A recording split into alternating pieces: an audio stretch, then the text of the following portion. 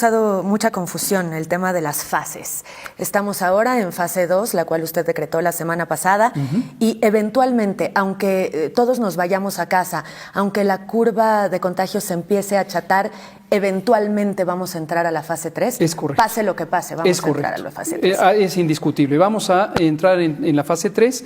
La fase 1, recordando, se caracteriza por la entrada del virus. Hay pocos casos, unas decenas de casos, pero lo más importante es que los contagios se pueden trazar, se puede identificar quién contagió a quién. En la fase 2 se va perdiendo esta característica, ya no es posible, progresivamente no es posible reconstruir los contagios. En la fase 3 lo característico no es solamente el número de casos, que ya se contaría por miles, hoy acabamos de pasar la barrera del 1000, sino la dispersión geográfica. Todavía está relativamente concentrado en zonas urbanas, particularmente la zona metropolitana. Afortunadamente todavía no ha afectado a zonas rurales, pero es casi un hecho que en un momento dado empezará a propagarse en todo el territorio y en todos los asentamientos humanos. Ese día usted o el presidente López Obrador van a salir, van a anunciar, a declarar la fase 3. ¿Y qué va a querer decir eso? Eventualmente, porque la gente lo quiere saber, ¿cómo no? ¿Va a haber un toque de queda? Nunca. No. No es deseable. No es deseable. Y esto quiero dejarlo muy en claro. Lo vemos por las noticias internacionales y la gente empieza a hacer construcciones de semejanza, de analogía, y dice esto pasa en España, esto pasa en Italia, y se ve la fuerza pública operando en la calle. Esto no es deseable. No es deseable, obviamente, en términos de la restricción de las libertades civiles, de las garantías constitucionales, que no queremos que se pierdan.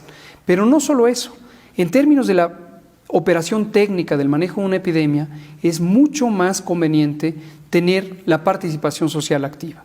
Porque si empieza a tensarse la vida social por medidas extremas que involucran la restricción o la cancelación, acaso solo sea temporal, de las garantías constitucionales, ya está el gobierno solo operando. Aquí lo que necesitamos es que la sociedad sea parte de la solución, como lo es hasta ahora. Entonces, ¿qué va a pasar en la fase 3? ¿Cuál va a ser la diferencia para la gente? Claro, para la gente es una excelente pregunta también. A veces la gente quisiera encontrar la certidumbre en el reconocimiento puntual. Ya estamos en esta fase, ya estamos en la siguiente. No es así. Simplemente esto es progresivo. Cuando declaramos la fase 2 fue para marcar con claridad la importancia de quédate en casa. Quédate en casa, porque es la frase que resume lo importante de las acciones de hoy, para que no tengamos una epidemia muy agresiva mañana en la fase 3. Lo importante de la fase 3 es que el reto principal va a ser la ocupación hospitalaria, poder tener suficiente espacio, camas, personal, ventiladores, monitores, para poder atender a las personas. Quiero destacar todo el trabajo que hemos hecho y que empezó con la planeación desde el 3 de enero, también en esa fase, o preparándonos para esa fase, y es la reconversión hospitalaria. Muy probablemente hospitales de campaña. Estoy hablando de camas en el estacionamiento del hospital, obviamente con todas las garantías de seguridad, en un operativo bien planeado. ¿Eso querrá decir que el sistema de salud está rebasado o es parte del sistema de salud? Es parte del sistema de salud. Así es, qué bueno que me lo menciona. No debe sorprender. Si la población empieza a ver en la fase más alta de la transmisión que se encuentra hospitales con esto que le llamamos hospitales de campaña, hospitales temporales, hospitales móviles, es parte de la planeación. No es lo convencional, por supuesto, pero estamos respondiendo ante una emergencia. Pero es parte de la planeación. Usted el sábado, de una manera muy enérgica, quizá como nunca lo habíamos visto, invitó a la gente a quedarse en casa y usó las palabras, es nuestra última oportunidad.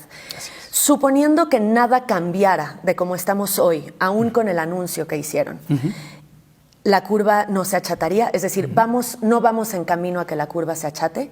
En este momento, como decía, es todavía temprano para saberlo. Es temprano porque hay todavía relativamente pocos casos. Digo, 1000 casos son indeseables en todo sentido y obviamente también los casos que han resultado en muy lamentables pérdidas de vidas humanas. Sin embargo, en términos de número, todavía no se puede identificar con precisión un patrón de reducción de la curva epidémica. Llegamos al tema tal vez más confuso y más complicado, las cifras. Y las cifras están estrechamente ligadas a un asunto que también ha causado mucha polémica y es las pruebas. ¿Cómo no?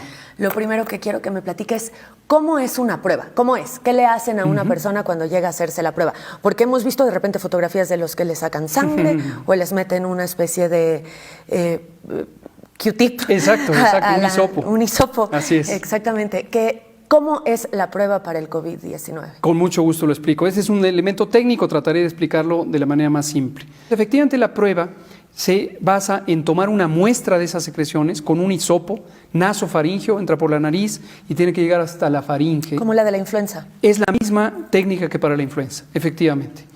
Y esta secreción respiratoria se transporta en un medio, un líquido especial que conserva el virus viable, activo, y después lo que se hace es que con un aparato muy especializado se extrae el material genético del virus, que se llama ácido ribonucleico.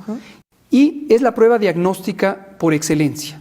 Es la misma prueba, la misma técnica que se usa para la influenza también.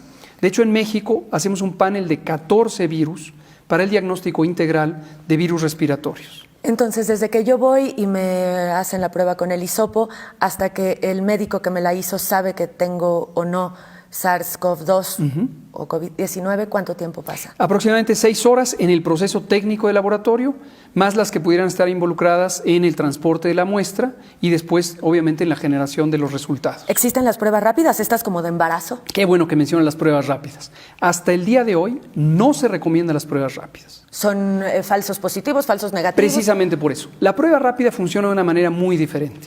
La prueba rápida detecta anticuerpos, que son las defensas del organismo, son las proteínas que producen los glóbulos blancos, cierto tipo de glóbulos blancos, cuando hay una infección. Esto ocurre en casi cualquier infección y se anticipa que esto ocurre también con el virus SARS-CoV-2, causante de COVID. Y esa es la prueba que se hace en sangre. Y lo que se pretende ahí es detectar concentraciones de anticuerpos.